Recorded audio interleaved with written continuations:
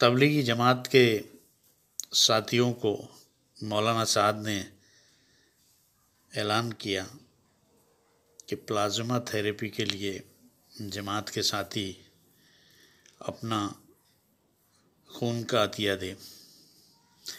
Plasma therapy के लिए, blood donation के लिए तबलीगी जमात के लोग बड़ी तादाद में आगे आ रहे हैं। हमारे मुल्क भारत में कोरोना मर्ज से जंग जारी है और पिछले मार्च महीने से लॉकडाउन के ज़रिए इस मर्ज़ को काबू में करने की मुहिम चल रही है।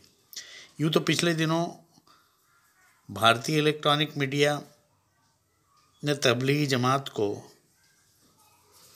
कोरोना मर्ज़ को फैलाने का कसूरवार ठहराया है, मगर अब तबलीगी जमात के साथी जो कोरोना मर्ज़ से अच्छे होकर प्लाज्मा थेरेपी के लिए अपना खून का अतिया दे रहे हैं। तबलीगी जमात के आलमी अमीर मौलाना साद कांदेलवी ने भी जमात के साथियों को बड़ी तादाद में प्लाज्मा थेरेपी के लिए खून का अतिया देने का कहा है।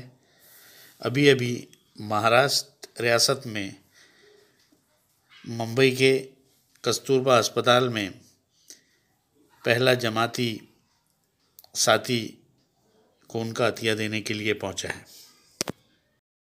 जमातियों पर कोरोना जिहाद का आरोप लगाकर जोर जोर से चिल्लाने वाला मीडिया अब क्यों नहीं बता रहा है कि ठीक हो चुके जमाती अपना प्लाज्मा दान करके लोगों की जान बचा रहे हैं। मीडिया ने भले ही धर्म का नाम ले लेकर धमकियां और गालियां सुनाई हो, लेकिन प्लाज्मा दान करने वाले किसी का धर्म संप्रदाय नहीं पूछ रहे हैं। वही सांप्रदायिक नेता और पत्रकार जो मुसलमानों को कोरोना आतंकी बता रहे थे, अब चुप हैं, जबकि जमाती मुसलमान अपने खून का कतरा कतरा नेक काम में लगा रहे हैं। नमस्कार, मैं तान्या यादव, बोलता हिंदुस्तान में आपका स्वागत है।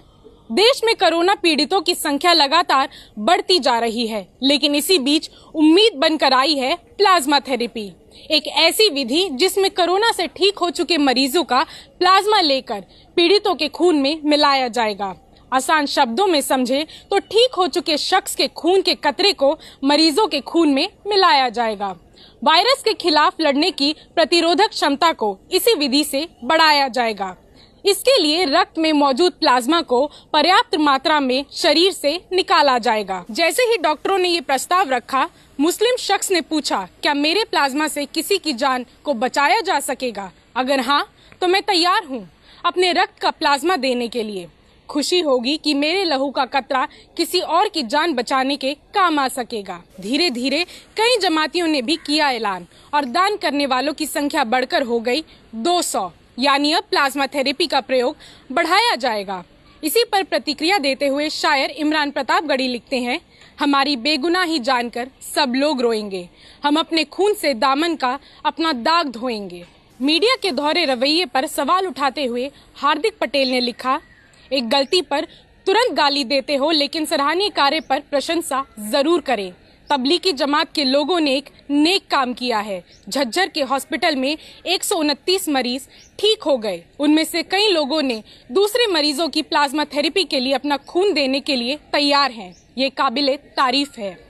ऐसा नहीं है कि प्लाज्मा डोनेट करने वाले सभी लोग मुसलमान ही हैं या जमाती मुसलमान ही हैं, और किसी नेक काम को करने वाले शख्स की पहचान धर्म के आधार पर होनी भी नहीं चाहिए। लेकिन ये सवाल उस मीडिया से है जो गालियां तो धर्म के आधार पर देता है, आतंकी तो धर्म विशेष देखकर बताता है, मगर अच्छाई की बात आती है तो पहचान को छुपाता है। शायद इसीलिए टीवी और अखबार वाला मीडिया सांप्रदायिक मीडिया कहलाता है, दंगाई मीडिया बुलढाना शहर में नागपुर ज़िले के कामठी की जमात के 11 साथियों में से 3 की रिपोर्टें पॉजिटिव, मगर एक 75 साला जमात के साथी की रिपोर्ट एक रोज़ पहले नेगेटिव आई और फिर दूसरे रोज़ उनकी रिपोर्ट पॉजिटिव आई, जिसकी वजह से आम लोगों में बेचैनी।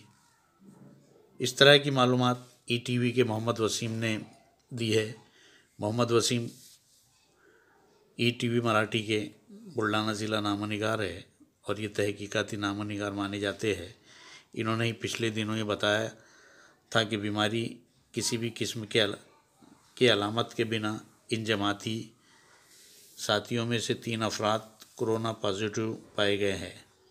ये जमात पिछले 20 मार्च से बुल्ढाना शहर में मौजूद थी। लॉकडाउन की वजह से ये जमात बुल्ढाना शहर में फंस गई थी। 25 अप्रैल को इनकी रवानगी के लिए आला अफसरान से इजाज़त मांगी गई, लेकिन उनकी जांच करके 25 अप्रैल को उनकी जांच की गई, जिसमें से 3 अफराद की रिपोर्ट पॉजिटिव आई। ज़िला हकाम के कहने पर बुल्ढाना पुलिस ने इन 11 जमाती साथियों पर गुना दाखिल किया और मस्जिद के 2 ज़िम्मेदारों पर भी गुना दाखिल किया।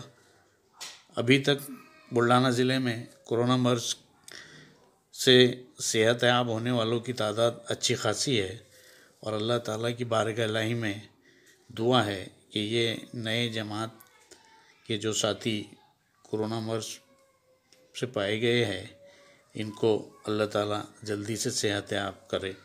आमीन। ताइवान ने तालाबंदी नहीं की और ताइवान ने बहुत ज़्यादा टेस्ट भी नहीं किए। तो ताइवान ने ऐसा क्या किया कि अभी तक वहां पर मरने वालों की संख्या दोहरे अंक में भी नहीं पहुंची है और संक्रमित मरीजों की संख्या 400 भी नहीं पहुंची है। सेंट्रल एपिडेमिक कमांड सेंटर को एक्टिव कर दिया गया और ताइवान तेजी से फैसले लेने लगा। सारा मंत्रिमंडल एक साथ मिलकर एक तरह की नीतियां बनाने लगा और ताइवान ने चीन से जुड़ी सभी उड़ानें रद्द कर दी। चीन, हांगकांग और मकाऊ से आने वाले यात्रियों को क्वारंटीन में भेजा जाने लगा।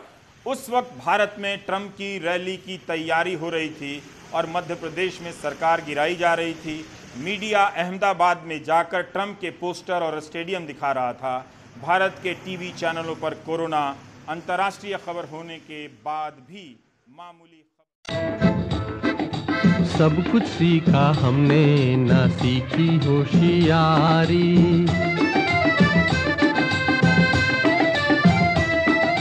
सब कुछ सीखा हमने, ना सीखी होशियारी। सच है दुनिया वालों के हम हैं अनाड़ी।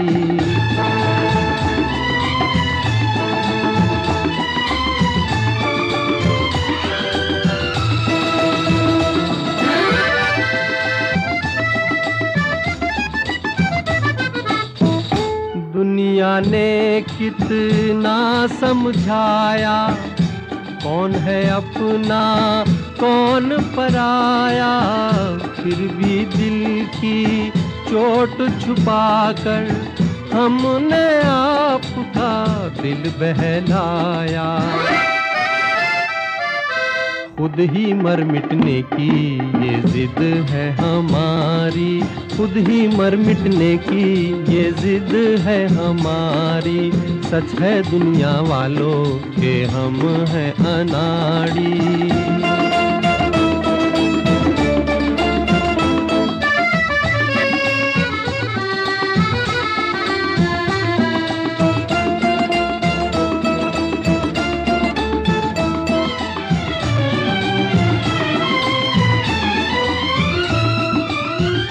दिल का चमन उजड़ते देखा, प्यार का रंग उतरते देखा।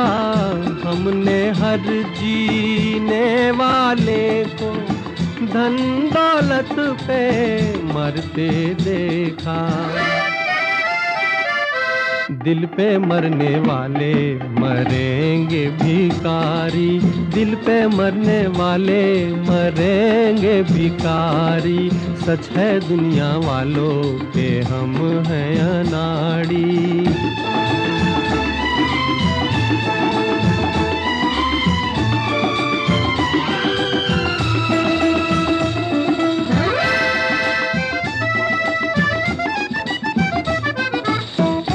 असली नकली चेहरे देखे, दिल पे 100 पहरे देखे। मेरे दुखते दिल से पूछो क्या क्या ख्वाब सुनहरे देखे। टूटा जिस तारे पे नजर थी हमारी, टूटा जिस तारे पे नजर थी हमारी, सब कुछ सीखा हमने ना सीखी होशियारी। सच है दुनिया वालों के हम हैं अनाड़ी।